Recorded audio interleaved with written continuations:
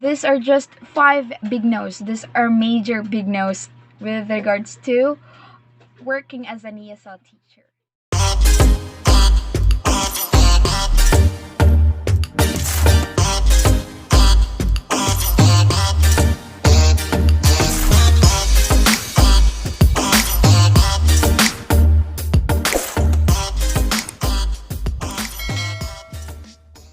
Hello teachers! Welcome once again to my vlog. This is teacher Nika once again.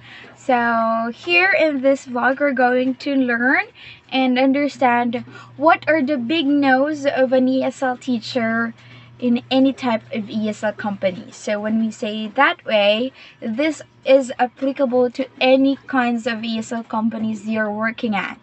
So these are just 5 big no's. These are major big no's with regards to working as an ESL teacher. So before we proceed, you can try to click the bell button if you're new in my vlogs, and if you want to get notified with my future videos. So without further ado, let's begin. Okay, here the first one to avoid as an ESL teacher is yawning. Okay, so number 1, you must avoid yawning with regards to your class.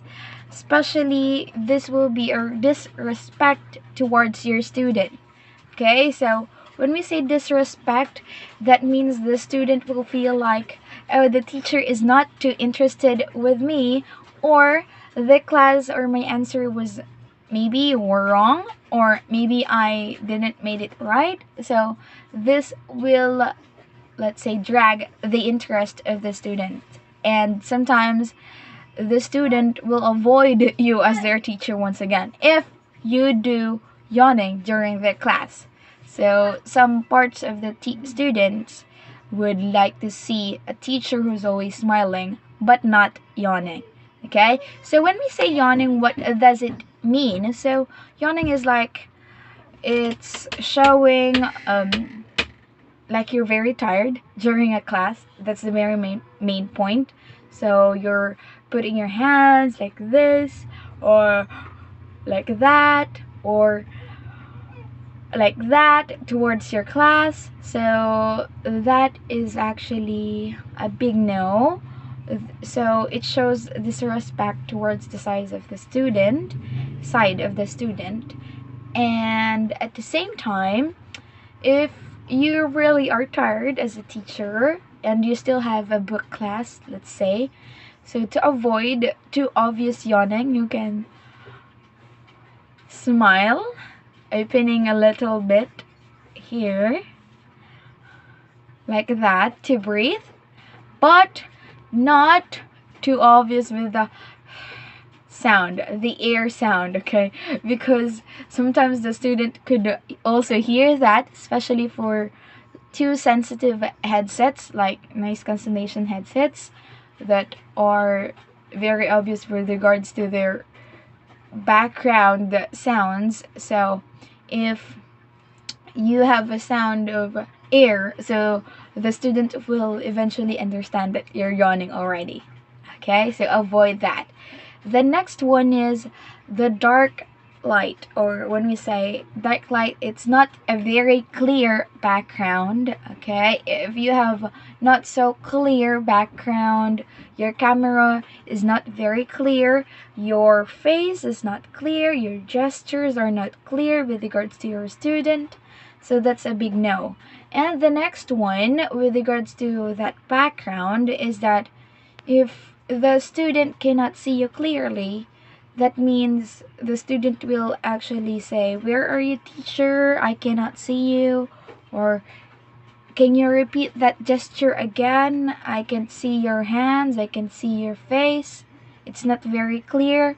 So make sure that your camera is HD, okay? Or high definition camera. You're using a high definition camera. So with regards to a camera, any affordable camera is okay, but remember to use a camera where the student can see you clear. And a big part of having a clear camera is also a clear light. Okay, so a real light, like what you can see in my eye, is okay. a light or a light bulb, you can use a lamp, anything.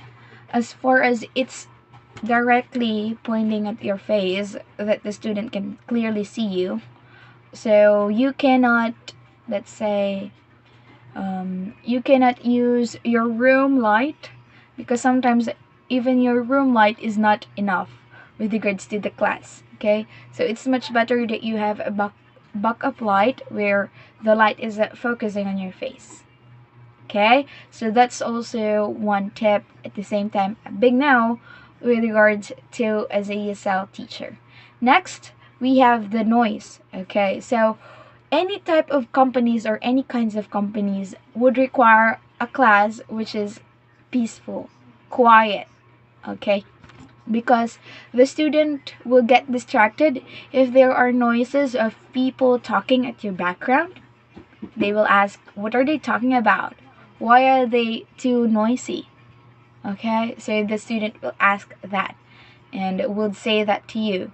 So that will distract your class. And of course, the other types of noises are vehicles. They could say animals like pets, dogs, cats, chickens. Okay, that's very common. So chickens. So if there's a lot of noise like that in your background, the student will get distracted and would not understand anything with what you're saying. Okay, they will say, sorry teacher, I got distracted with regards to the background. They're too noisy. I cannot hear your voice clear. Okay, so that's a big no also. Okay, that will affect your class and would definitely distract your student. Next is number 4, which is divided attention. As an ESL teacher, you must avoid divided attention. You must focus your class, okay, with your class. Focus with regards to your student, focus on their question, the flow of the class, focus on that.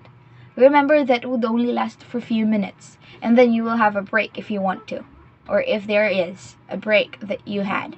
Okay, you can try to make a break, watch if you want, and there are a lot of plenty days where you can watch or do anything, any kinds of stuffs. Okay, so with regards to those part-timers or let's say students, avoid divided attention where you would have a class, or for example in ACADSOC, okay, you can let the student there play or have an activity. So while the student is having an activity, avoid doing unnecessary things like opening another website, opening another tabs for native cam. And for ACADSOC, if you're trying to study while having a class, that's a big no, because sometimes the student will not say I'm done, okay, during the activity, or the student will not say teacher I'm done. So they will just wait until you notice that they are already done. Okay, so with regards to recorded classes like ACADSOC, it's a big no. Remember, they would check every classes you had every day. And for native camp, divided attention with regards to, let's say, you're opening a native camp tab and another tab for Google Chrome and another tab for YouTube or so on.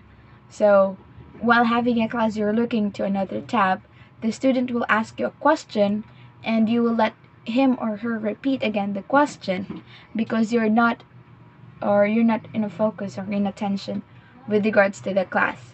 Okay, so that would be very obvious with your student and would drive also their interest.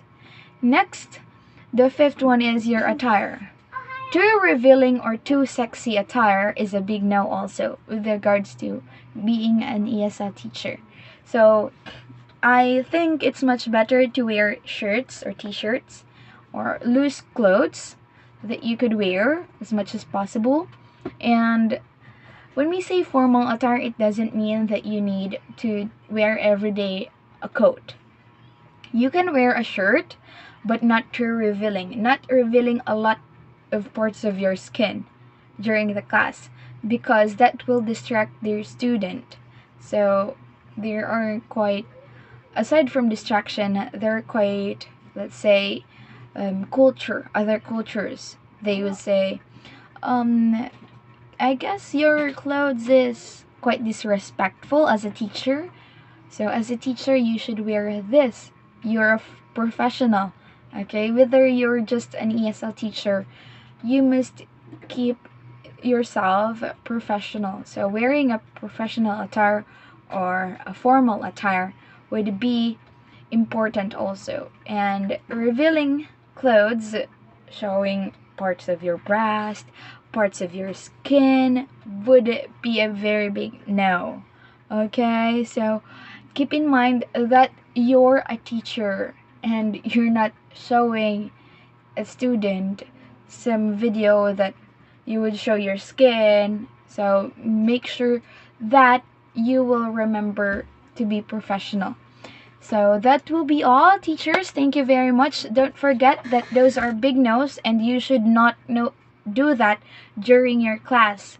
So thank you very much. If you have any questions, you can comment below. I will check that every day, and you can also click the subscribe button and the bell button to get notified with my previous videos and my future videos. Thank you very much, teachers. That will be all. See you once again in my next vlog. Goodbye!